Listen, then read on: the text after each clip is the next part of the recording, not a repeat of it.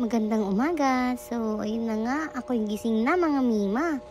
Sa mga oras na yan, ako'y uminat-inat pa. Nagtupi na rin ako niyan ng aking kumot. At niligpit ko na rin ang aking unan. Ganito lagi ang routine ko araw-araw. Parang ulit-ulit na lang ba? Samantala yung baby ko, ang sarap pa rin ng tulog.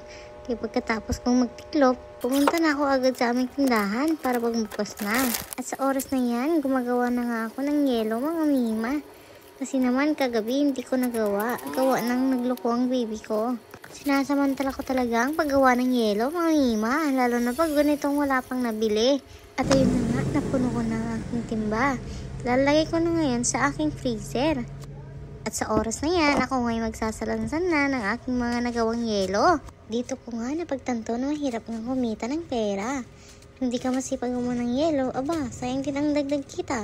Kaya dapat talaga sipagin ka kung gusto mong magkaroon ng extra na benta.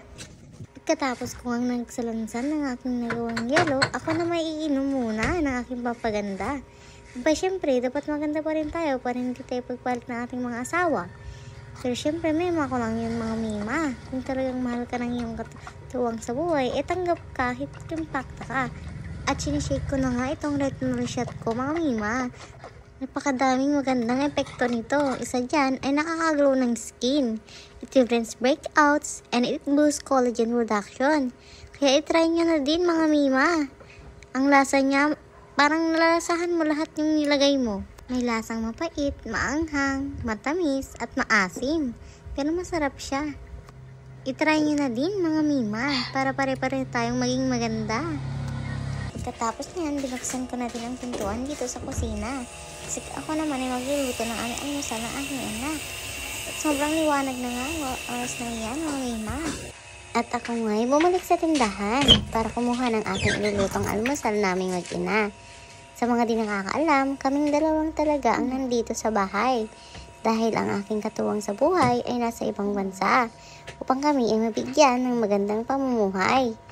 At inisip ko pa nga kung anong lulutuin ko. Pero ang ending, itlog ang kinuha ko mga mima dahil ito lang naman ang mabilis lutuin. So time check, mag-aalas 8 na nga sa oras na yan mga mima. Pero itong anak ko, tulog na tulog pa rin. Paano kasi late nang nakatulog kagabi at nagloko pa nga. Kaya di ko nagawa yung mga dapat ko sanang gawin sa tindahan. At sa oras na yan, ako ay magsisimula ng magluto. At kumuha na nga ako ng kutsara at sinuman ko ng batilin ang itlog. Naglaga na din ako mga mima dahil gusto din ng anak ko ang itlog na nilaga. Saka ako naman minekos-mekos yung dinadala kong itlog. At may kinuha din akong kutsay kung tawagin sa amin mga mima para magkalasa din yung lutuin kong pritong itlog.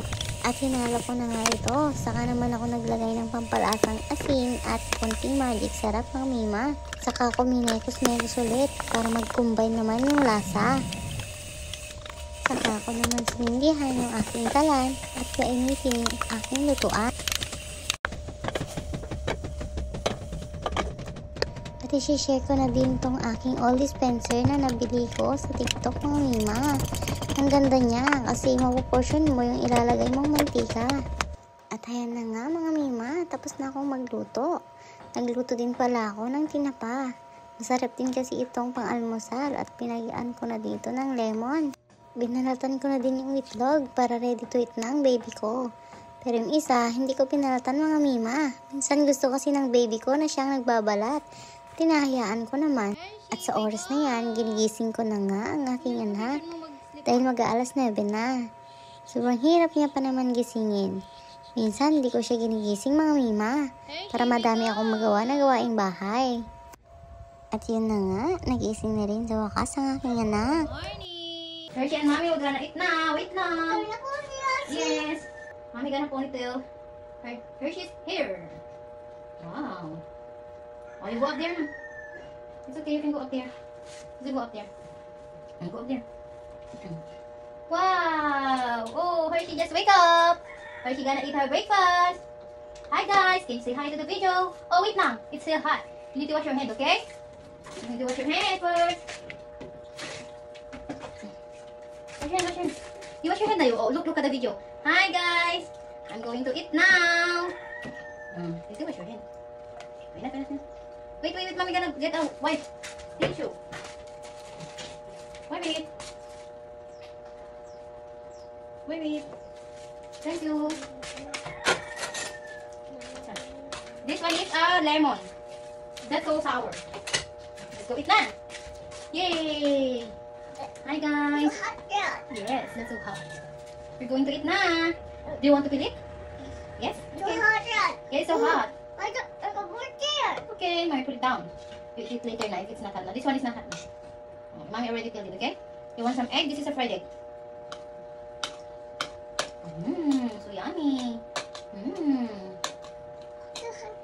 This is an egg. Oh, you taste the rice first.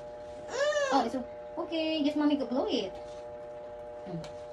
So hot. Just blow it. No, it's so big. So big, baby. That's your rice. You put some egg a little bit. Oh, like that. Nay, wag kasi ganun na. Wow. Look at the camera. Mommy's recording. Wow. Wag kasi lang hawak mo na ako nito. Ganyan. Hi guys. I just woke up like this. Oh. This one is mommy gonna saw the tinapa. Tinapa guys.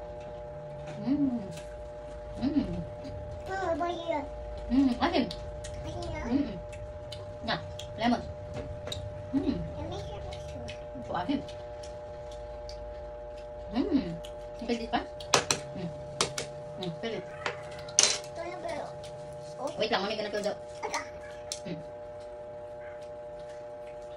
You put the fill here. It's so hot? Okay, mommy gonna put in the here. Hold the tissue. Okay, hold here. Okay.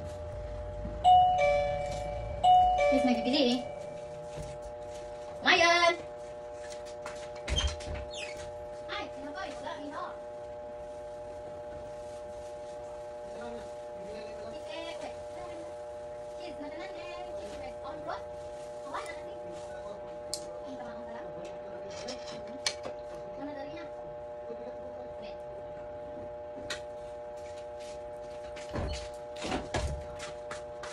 Wow, good job, Hershey.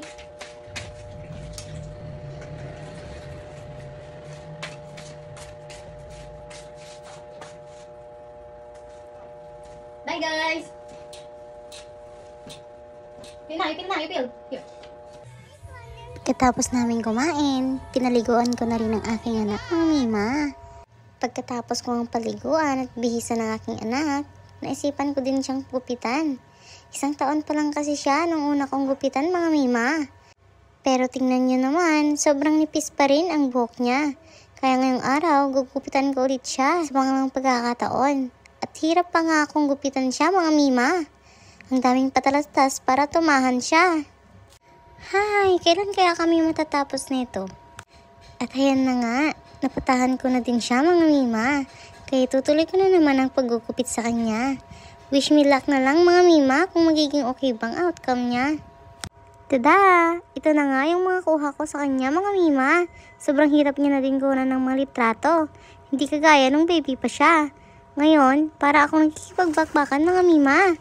O siya, salamat sa panonood ng aking munting vlog. Naway supportan niyo ako sa aking pagbablog, mga Mima. Thank you for watching. Okay, bye!